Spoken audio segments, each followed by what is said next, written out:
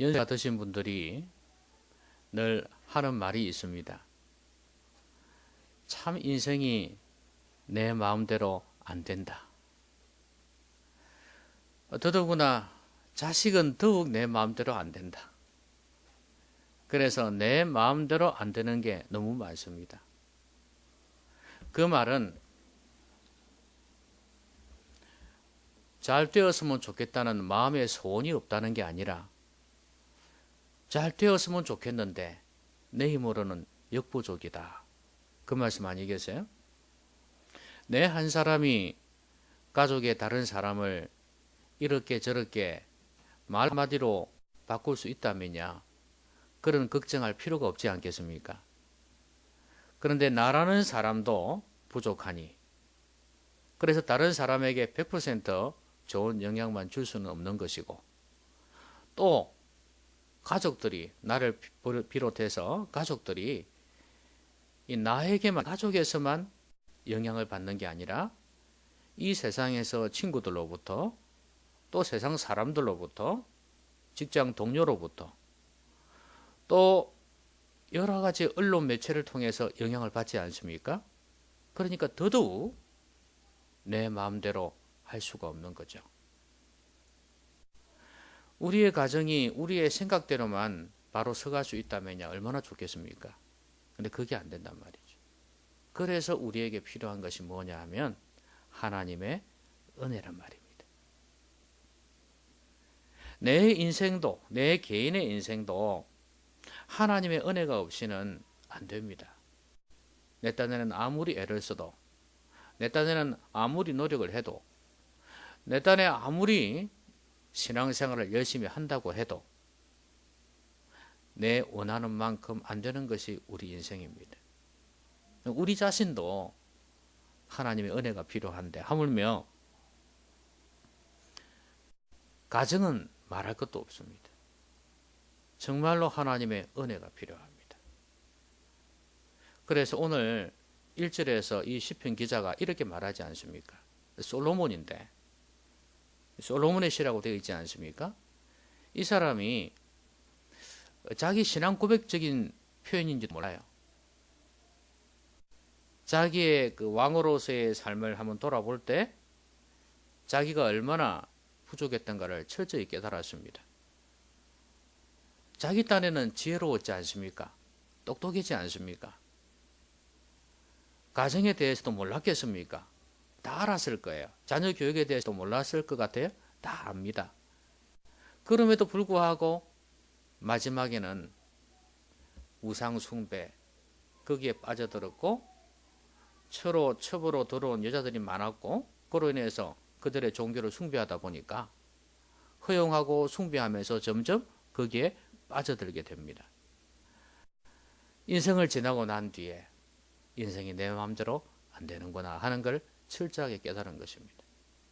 그리고 여러분 다 알듯이 솔로몬의 자녀들이 페르나도 많이 있지 않습니까?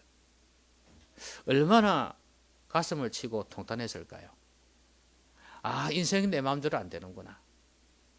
그래서 헛되고 헛되다 그렇게 부르짖은 거 아닙니까? 그러면서 하나님의 말씀을 듣고 순종하는 것, 하나님을 경외하는 이것이 인생의 최고의 본분이구나 하는 것을 인생의 말년에야 깨닫게 된 것입니다. 여러분 오늘 1절에 뭐라 그럽니까? 여호와께서 집을 세우지 아니하시면 집을 세우는 자의 수고가 헛되다 그랬습니다. 여러분 이 집이 단지 건물을 의미하는 것일까요? 물론 건물도 그렇습니다. 건물도 집을 이렇게 세우는데 뭐 바람이 휙 불어버린다든지 태풍이 온다든지 짓고 있는데 그리 되면은 제대로 못 짓는 거 아니겠어요? 또 아니면 거기 다 지어놨는데 적들이 쳐들어와서 불을 태워버리면 역시 아무 소용없는 거죠. 그런 의미가 없지는 않습니다. 그러나 오늘 본문 전체를 보면 여기서 집이라는 것은 바로 가정을 의미한다고 볼 수 있습니다. 가정을 사람이 세우는데 아무리 자신이 가정을 바로 세우려고 해도 하나님께서 그 가정을 세워주지 아니하시면 세우는 자의 수고가 헛되다는 거예요. 그러니까 가정의 주도권을 쥐고 있는 분은 하나님이시고 가정의 내막을 속속들이 알고 계시는 분이 하나님이십니다. 우리가 지난 시간에 봤지 않습니까? 가정의 설계도를 갖고 계시다고. 그러니까 하나님의 설계도대로 가정을 세워가야 된다 그 말이에요. 그래야 가정이 바로 서진다는 거죠. 그런 걸 볼 때 하나님께서 가정을 세우시고 또 세우셔야만 합니다. 그러면 어떻게 해야 될까요? 우리가 가정의 주인을 부모가 아니고 부부가 아니라 하나님에게 내어드려야 합니다. 가정의 주인을 하나님께 내어드려야 된다니까요. 여기에 안주인들 많죠? 안주인들. 여자분들이 안주인들이잖아요. 집안에 딱 주인으로 앉아 있습니다. 남자가 아무리 뭐라 해도 집 안주인은 나야. 집에 들어오면 내 말 들어야 돼. 이게 안주인들의 벼슬 아닙니까? 그렇죠? 그런데 여러분, 이 벼슬을 하나님께 양보하시라는 거예요. 하나님께서 여러분의 가정의 주인이라는 겁니다. 그래야 가정이 든든히 서가요. 그럼 어떻게 하는 것이 하나님을 가정의 주인으로 모시는 것일까요?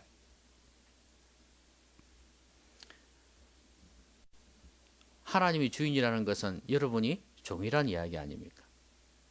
종은 주인이 시키는 대로 하는 거예요. 가정에 대해서 뿐만 아니라 모든 면에서 하나님께서 말씀하시는 대로 순종하면서 가정생활을 하라는 거예요. 그럴 때 가정이 든든히 서간다는 겁니다. 그렇지 않고 아무리 애를 써봐도 가정이 바로 서갈 수가 없다는 거예요. 하나님의 말씀이 아니라 지난번에 했듯이 하나님의 설계도가 아니라 그때는 부부간에 대한 이야기였고요. 그렇죠? 그것 말고도 하나님께서 하신 말씀이 많이 있지 않습니까? 그 하나님의 말씀을 듣고 순종하는 삶이 되지 않으면 가정은 든든히 서갈 수 없다는 거예요. 그러니까 여러분, 가정이 바로 서려면 남편이나 아내나 할 것 없이 모두가 하나님을 믿고 하나님을 경외해야 되는 거예요. 그렇지 않으면 가정이 한쪽이 노력한다고 해서 되는 게 아니란 말이에요. 특히 남편이 안 믿거나 그런 분들은 또 남편이 믿음이 없다거나 그런 경우에 정말 여자 혼자 아무리 몸부림치면서 애를 쓰면서 가정을 세워가려고 해도 어느 사이 이쪽에서 펑 저쪽에서 펑 터져버린단 말이죠. 부부가 공히 동일하게 믿음의 사람이 되어지면 자녀들은 헷갈림이 없이 동일하게 거룩한 영향을 받습니다. 그런데 그렇지 아니하면 엄마는 믿음으로 가르치려고 그러는데 아버지는 그게 아니란 말이죠. 그러기 때문에 헷갈려요, 애들이. 어릴 때부터 자라면서. 엄마만 보고 배우는 게 아니라 아버지를 보고 배워요. 그러면 자녀들이 믿음의 사람으로 크기가 쉽지가 않습니다. 특히 어린 아이 때는 어머니의 영적인 영향을 받습니다. 그런데 초등학교가 지나가면서 고학년쯤 되어가면서 그때부터는 어머니에게서 떠납니다. 정신적으로. 아버지에게서 영향을 받습니다. 그래서 초등학교 때부터 이제 청소년기로 지나가면서는 아버지가 중요합니다. 그러니까 부부가 같이 신앙생활을 바로 해야 되는 거예요. 그러면서 자녀에게 거룩한 영향을 줄 때 가정이 바로 서갈 수 있습니다. 그런데 한쪽에서는 하나님을 주인으로 모시고 말씀을 듣고 이렇게 순종하는데 한쪽에서는 거부를 한단 말이에요. 그러면 가정이 바로 서가기 힘들어요. 뭔가를 결정하려고 하는데 이쪽에서는 믿음으로 결정하고 저쪽에서는 인간적으로 결정을 합니다. 안 되는 거예요. 아무리 세우는 자의 수고가 있다 할지라도 하나님께서 세우셔야 된다 그 말이에요. 여러분, 여러분의 가정을 위해서 주인 자리 내어놓을 의사가 있으십니까? 네? 남편도 아내도 주인 자리를 내놓으셔야 돼요. 내 말이 내 생각이 중요한 게 아니라 하나님의 생각이 제일 중요하다. 가정을 지으신 분이 하나님이시기 때문에 하나님이 시키는 대로 하면 가정이 최고로 잘 된다. 그러니까 내가 경험도 있고 내 인생 연륜도 있고 그래서 내가 이 가정의 가장이지만 내가 안주인이지만 내 자리를 내려놓겠습니다. 하나님 말씀하십시오. 말씀하신 대로 하겠습니다. 어떨 때는 친척들한테 욕들을 먹을 수도 있겠고 어떨 때는 친구들한테 비아냥거림을 당할 수도 있겠지만 하나님 말씀에 순종하겠습니다. 왜냐하면 그들이 내 가정을 책임질 사람들이 아니기 때문에. 심지어 나의 부모들이 내 가정을 책임질 사람들이 아니란 말이에요. 그들이 믿음의 사람이 아니면 나는 그들의 영향보다도 하나님의 말씀대로 순종하겠다. 특별히 하나님 말씀과 이렇게 배치가 되어질 때는 나는 하나님 말씀을 택하겠다. 이런 사람이 하나님께서 나의 가정을 세우게 하는 거라는 거예요. 이런 각오가 되어 있어야 됩니다. 그렇지 아니하고 다른 방법으로 애를 쓰며 가정을 아무리 세워가려고 해도 바로 서가기 힘듭니다. 여러분 겉으로 볼 때는 좀 배웠고 돈 많은 사람들 가정을 참 멋있게 세워가는 것 같지요? 여러분 보시기에 그런 것 같잖아요. 그런데 안에서는 골마 터지고 있다는 사실을 아셔야 됩니다. 겉으로 꾸민 것 뿐입니다. 안 봐도 뻔합니다. 왜냐하면 하나님의 말씀이 지배되지 않는 가정 안에서 골마 터질 수밖에 없게 되어 있습니다. 왜냐하면 인간이 죄인이기 때문에 그렇습니다. 욕심 많고 이기적인 게 인간이기 때문에 그래요. 그리고 죄악이 사람들을 사로잡기 때문에 그렇습니다. 그런 사람들이 가정을 바로 세워갈 수가 없게 되어 있습니다. 그것만 판단하지 마십시오. 백발백중입니다. 그렇기 때문에 하나님의 말씀 안에서 가정을 세워갈 수 있도록 하나님을 주인으로 모시기를 바랍니다. 그런데 가정과는 상관이 없는 말씀이 나오는 것 같죠? 여호와께서 성을 지키지 아니하시면 파수꾼의 깨어있음이 경성함이 헛사로다. 파수꾼이 깨어서 지키는 이것이 헛되다 그렇게 말씀하고 있어요. 왜 이 말씀하셨을까요? 여기에 성이란 단어가 나오잖아요. 지금 이렇게 성전에 올라가는 노래인데 그러면 성전이 어디에 있습니까? 예루살렘에 있지 않습니까? 예루살렘 성산에 있단 말이에요. 왜 성산이라 하냐면 지대가 높아요. 저 높은데 그 예루살렘이 있습니다. 금정산에 그 산성마을이 있지 않습니까? 그런 식으로 예루살렘이 산 위에 있습니다. 그래서 성전에 올라간다고 그러죠. 그리고 그게 산이기 때문에 성산이라고 표현을 해요. 자, 그러면 이게 하나의 성이 되어 있는데 금정산성처럼요. 이게 다 이렇게 둘러싸여 있습니다. 그래서 여기는 정말 적들도 공격하기 힘든 그런 곳으로 알려져 있습니다. 예루살렘 성을. 다윗이 정복을 하고 난 뒤에 그 다음부터는 이제 이스라엘 영토가 되었기 때문에 어느 누구도 이제 못 들어오지만 옛날에는 그랬어요. 그 정도로 힘든 곳이었습니다. 그걸 다윗이 정복했어요. 자, 이 예루살렘 성, 이 성을 하나님께서 지켜주지 아니하시면 아무리 파수꾼이 보초병이 서서 군사들이 지켜도 헛되다 그 말이죠.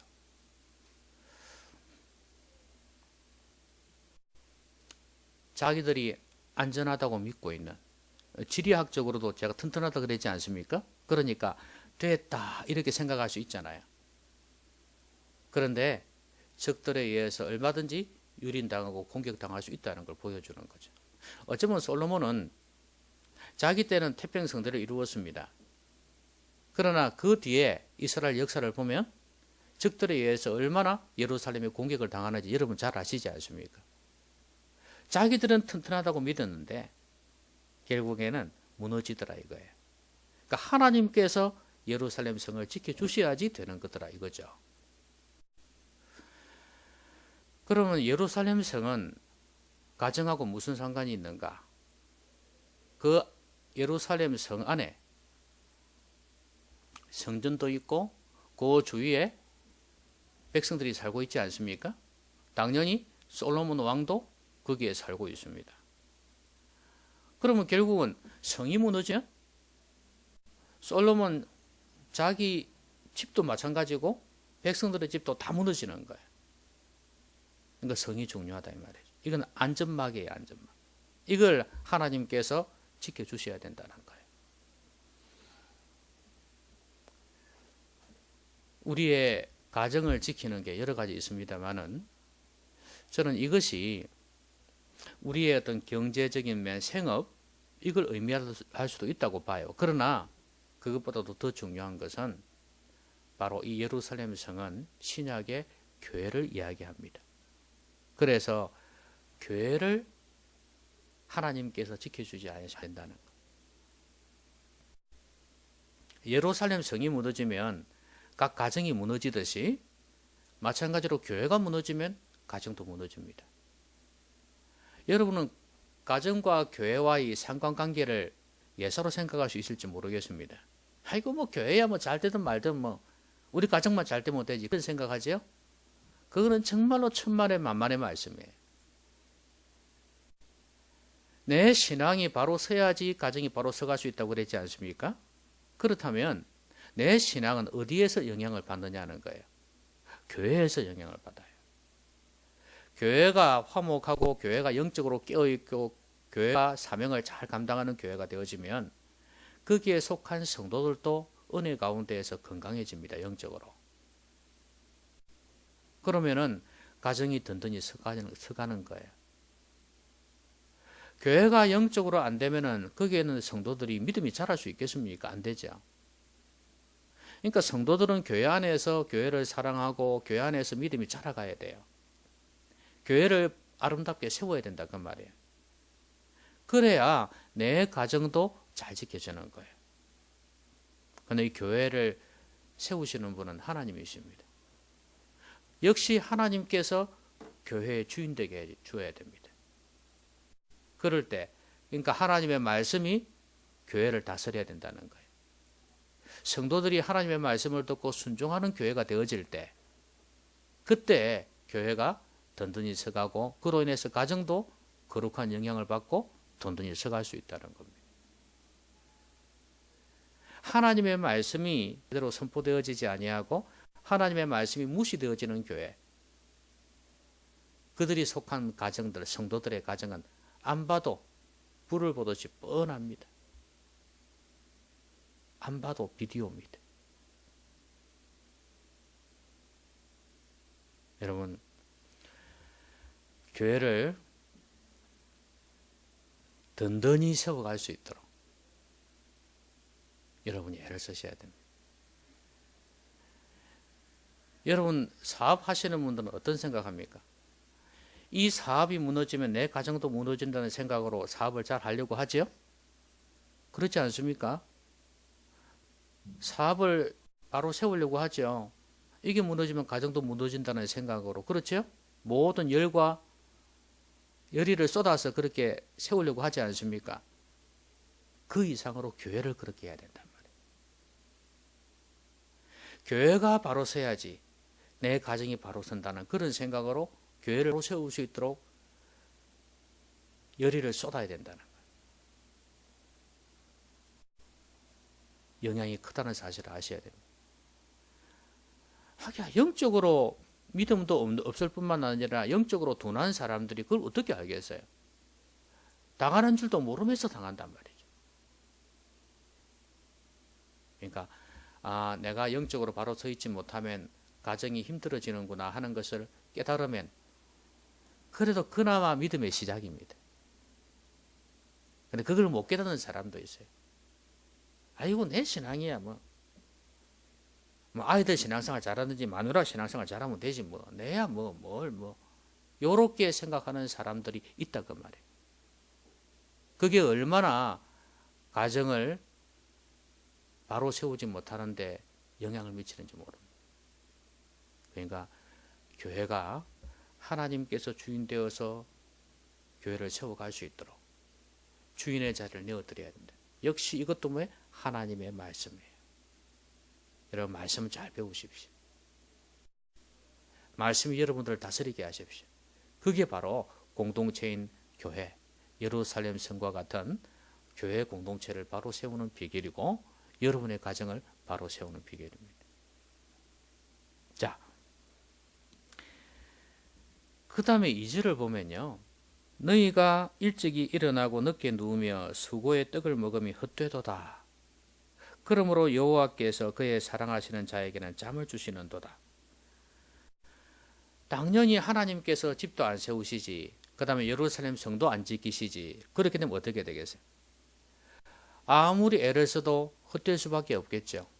어떤 경우냐 하면 우리가 일찍 일어나고 늦게 누우면서 수고를 합니다. 그런데 이게 헛되다는 거예요. 왜냐하면 적들이 쳐들어와서 빼앗아가면 그만 아닙니까? 그렇죠? 그럼 우리가 수고한 게 남의 것이 되잖아요. 시편에 보면 또 잠언에도 보면 그런 말씀이 많이 나와요. 내가 수고했는데 내가 하나님 말씀에 불순종한 사람이 되어지면 이게 남의 것이 되는 거. 예.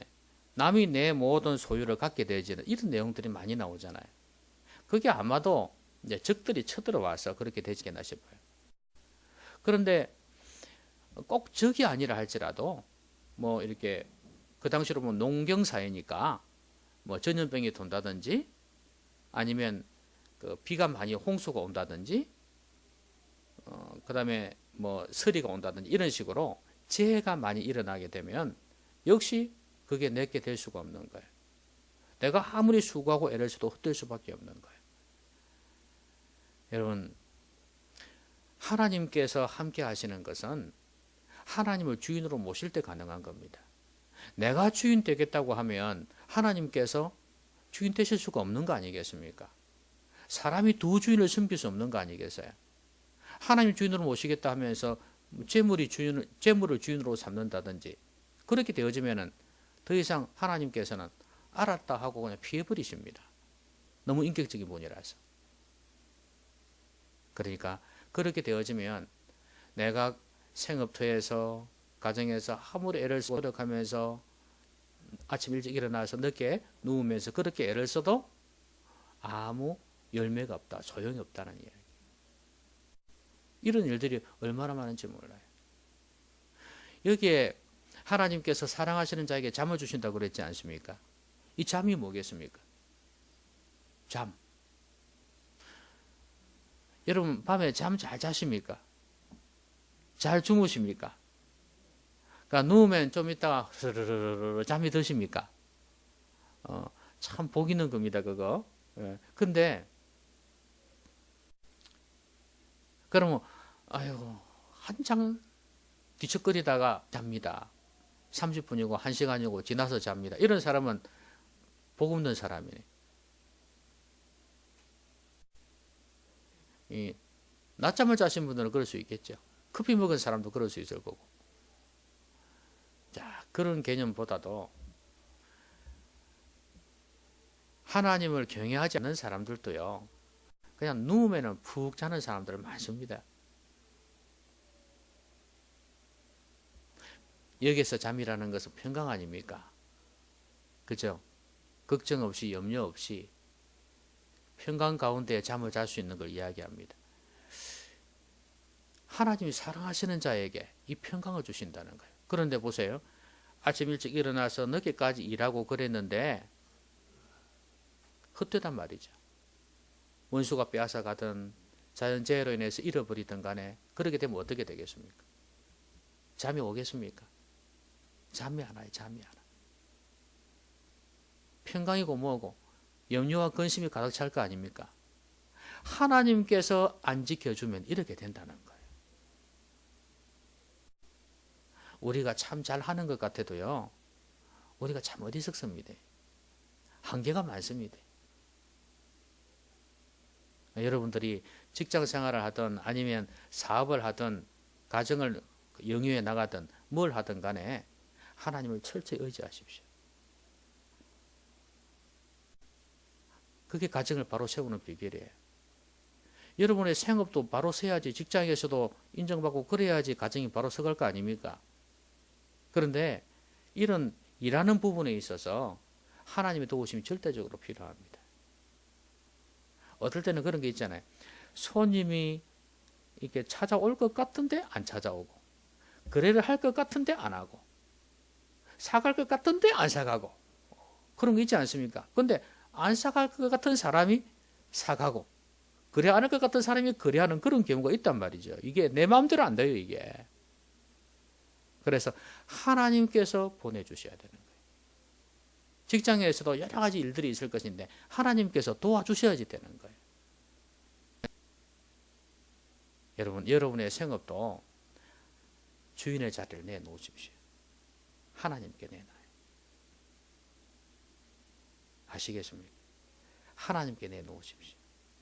그러면 하나님께서 여러분의 생업을 책임지실 겁니다. 제가 11조 이야기는 거의 잘 안 하는데 11조를 드리는 이유가 뭘까요? 어떤 의미가 있죠? 11조를 드리는 이유가?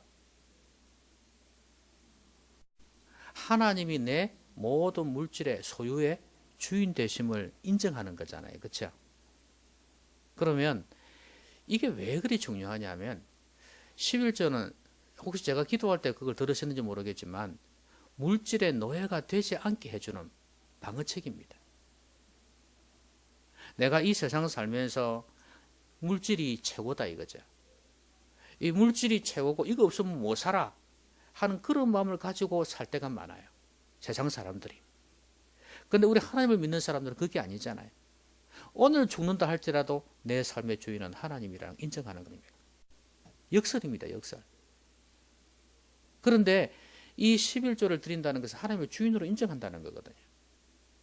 그런데 여기에 돌에 꽉 묶여갖고 벌벌 떨면서 이거 없으면 못 산다고 생각하는 이런 우리의 마음, 이 노예, 물질의 노예, 여기에서 우리를 자유케 해주는 게 11조입니다. 다릅니다. 여러분 없는 형편에서요. 있는 사람도 하기야 뭐 예를 10억에 11조 얼마입니까? 예? 10억에 11조 1억 아닙니까? 엄청나게 크단 말이죠. 돈 많은 사람도 하기 쉽지 않습니다. 제가 알기로는 큰 교회 뭐 제대로 된 돈 많이 버는 사람 중에 특별한 사람 빼고 11조 정직하게 드리는 사람 많이 없다고 생각합니다. 큰 돈이니까 아까웠어. 그러면 없는 사람들은 또 어떠냐? 없는 사람도 한 푼도 아까운 거야 이게. 그렇잖아요. 예를 들어 100만 원 번다. 10만 원 나오면 90만 원밖에 안 남아. 10만 원이 나가는데 이거 생활에 지장이 많습니다. 어찌 보면 따지고 보면 요거 들어가고 생각하면 돈이 없잖아요. 그렇죠? 진짜 그렇습니다. 그러니까 부자나 가난한 사람이나 정직한 11조들이 쉽지가 않아요.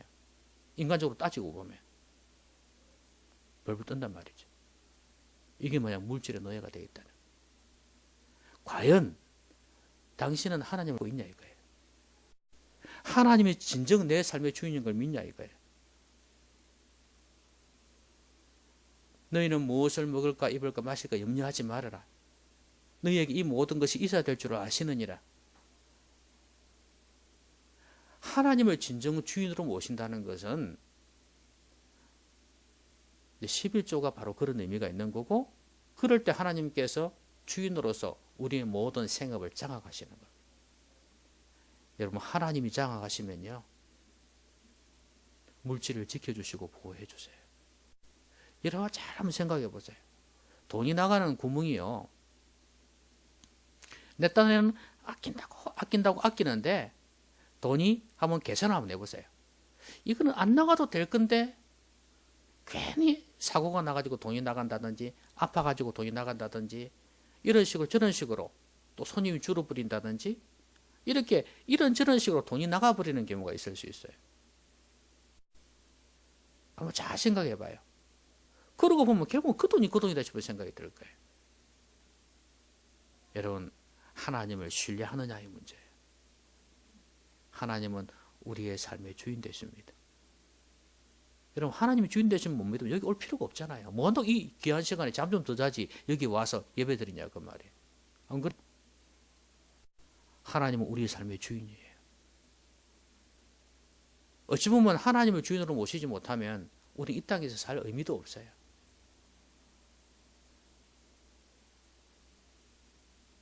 우리가 죽고 난 뒤에 갈 곳이 천국 아닙니까? 그렇다면 하나님을 내 생업의 주인으로 모시는 것은 당연한 이야기입니다. 내 가정의 주인으로 모신다는 것은 내 생업의 주인으로 모신다는 의미라는 거예요. 그러니까 그래서 11조를 드리는 겁니다. 그거 외에는 표현할 방법이 없어서 지금 그 말씀 드리는 거예요. 11조 이야기를 하고 싶어서 한 게 아니고. 아시겠습니까? 그래서 오늘 여기에 있는 하나님께서 내 수고, 내 애를 쓴 이 모든 것이 제대로 열매를 맺을 수 있도록 도와주시는 분이기 때문에. 그래서 하나님을 주인으로 모시라는 거예요. 그래야 마음의 평강을 누릴 수가 있습니다. 그렇지 않으면 늘 죄책감이 있어. 그렇죠? 심지어 말라기에서는 그랬잖아요. 하나님이 그래서 도둑질했다고 그랬지 않습니까? 11조 안 했다고. 오늘 목사 그런 소리 하면 큰일 나죠. 그런데 그 정도로 마음이 불편해진다 그 말이에요. 내가 해야 될 걸 못한다는 자꾸 느낌이 들고 잠을 못 자는 그런 게 있어요. 그러니까 여러분이 하나님 앞에서 여러분의 가정을 든든히 세울 수 있도록 하나님께서 주인 되도록 그렇게 하시기를 바랍니다. 아시겠죠? 여러분 그거 믿습니까? 여러분의 가정은 하나님께서 세우셔야 된다는 걸 믿나요? 그러면 꼭 그렇게 하세요. 그 다음에 자식 문제가 나옵니다.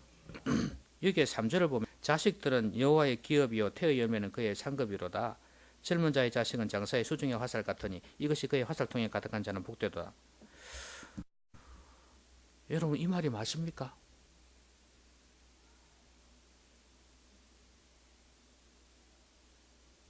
무자식이 상팔자 아닙니까?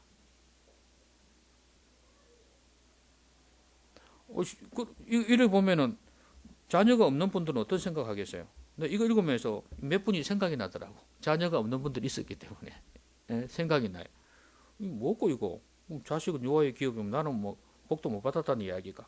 태의 열매는 상급이라고 그러고 젊은 자의 자식은 장사의 수중에 화살 같다고. 이거 뭐야 이거? 이런 생각 들 수 있죠, 그죠? 절대 이거는 자녀 자체를 두고 이야기하는 게 아닙니다. 여러분 이번에 선교사로 일했던 그 여자가 20년 동안 선교사했다 안 합니까?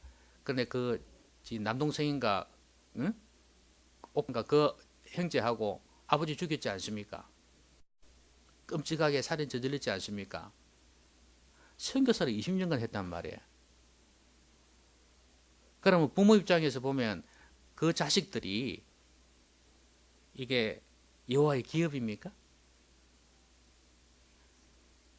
그리고 태의 열매 그랬는데 온갖 죄악을 저질러 놓고 바람 피우고 돌아다니면서 애를 가지게 했습니다. 그럼 그것도 태의 열매는 여호와의 기업이고 복입니까? 뭘 말씀하신지 알겠죠? 이게 전제가 뭐냐면 하나님을 경외하는 거예요. 하나님을 경외하는 그런 자의 자녀가 여호와의 기업이고 하나님 주신 복이라는 겁니다. 자식 많은 거 절대 자랑일 수 없고 복일 수 없습니다. 근데 요즘은 여기에 이제 요즘은 너무 자식을 안 가지잖아요, 자녀를. 근데 여기에 보면 화살 같다 그랬어요. 화살. 이것이 화살통에 가득한 자는 복되다 그랬어요. 물론 여기에서 너무 자녀를 안 가지려고 하는 이것도 문제입니다. 그렇죠? 요즘 젊은 사람들이 왜 결혼 안 하려고 하고 왜 자녀를 안 가지려고 하나요? 일단은 뭐가 없어서? 돈이 없어서. 그런데 이 돈은 어떤 문제냐? 애들 교육비만 해도 엄청나게 듭니다. 그런데 남처럼 떵떵거리면서 살려고 하니까 결혼을 안 하려고 하는 거예요. 남처럼 괜찮은 아파트에서부터 출발을 해야 되는데 전셋집에서부터 출발한다고 생각하니까 결혼하기 싫은 거예요. 여러분, 결혼이 남에게 보이기 위한 것입니까? 애 키우는 거 쉬운 게 아니죠. 그럼 힘들다고 애 안 키웁니까? 돈 들어간다고 안 키웁니까? 이게 무슨 문제인지 아십니까? 하나님을 주인으로 모시지 않고 있다는 거예요. 하나님께서는 생육하고 번성하여 땅 충만하라 그랬어요. 그러면 거기에서 말하는 생육은 신약에 와서는 어떤 개념으로 바뀌었냐? 영적인 자녀예요. 결국은 자녀를 영적으로 바로 키워서 이 세상을 거룩하게 만드는 그런 도구로 쓰라는 이야기입니다. 이런 사명을 가지고 결혼을 해야 되지, 내 행복하기 위해서, 내 편하기 위해서, 내 즐겁기 위해서 결혼하라는 말 아니거든요. 그것 때문에 자녀 놓으라는 게 아니다 그 말이에요. 이 세상을 새롭게 하고 변화시킬 그런 자녀를 만들려고, 이 가정이 거룩해져서 세상을 변화시킬 수 있는 그런 가정, 주위의 사람들에게 좋은 영향을 조금이라도 줄 수 있도록 하기 위해서, 복음 전하는 가정이 되도록 하기 위해서 하나님께서 결혼을 하라고 하시는 거 아니겠어요? 그런데 요즘 젊은 사람들은 조금 힘들다고, 돈 좀 없다고 결혼도 안 해, 자녀도 안 가져요. 이거 정말 큰 문제입니다. 이 모든 것이 바벨론의 하나님을 떠난 세상의 영향력입니다. 우리 성도들은 거기에 따라서는 안 돼요. 여러분, 화살통의 화살은 뭡니까? 여기에 성문에서 그들의 원수와 담판할 때 수치를 당하지 아니한다 그랬지 않습니까? 여러분, 성문은 원래 성입구입니다. 이거는 이제 원래 재판할 때도 여기서 하고, 또 하나는 원수들이 쳐들어올 때도 성문으로 들어올 거 아닙니까? 문을 열어라! 옛날에 뭐 삼국시대고 뭐 그런 거 보면 그런 거 많이 나오잖아요. 성문을 안 열어가지고 못 이기고, 열어가 이기고 그런 거 많지 않습니까? 이게 너무 중요한 자리예요. 근데 이때 원수와 담판할 때 어떻게 한다고요? 화살이 가득하면, 화살통이 가득한 자는 복되다 그랬지 않습니까? 이거는 무기가 많다는 거죠. 그러면 쏘아서 공격해서 무너뜨릴 거 아닙니까? 그렇죠? 그러면 승리란 말이죠. 근데 만약 이게 없다면 어떻게 되겠냐 이거예요. 전쟁터에서 질 수밖에 없는 거 아니겠습니까? 그래서 자녀는 영적 전쟁의 하나의 도구다 이 말이죠. 영적 전쟁에서 적을 싸워서 이길 수 있는 도구다, 무기다 그 말이에요. 이게 자녀란 말이에요.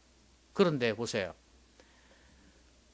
화살이 날이 무디어가 있어. 전혀 던져도 들어가지를 않아. 그러면 이게 화살의 의미가 있겠냐 그 말이에요. 자녀만 타고 중요한 게 아니다 이 말이에요. 내가 한 가정을 세워갈 때 원수 마귀가 공격하고 가정을 무너뜨리려고 할 때 그게 힘이 되어줄 수 있는 자녀. 거기에서 같이 되어서 한 마음으로 싸워줄 수 있는, 영적 싸움을 싸울 수 있는 자녀가 있을 때 복되다 그 말이지.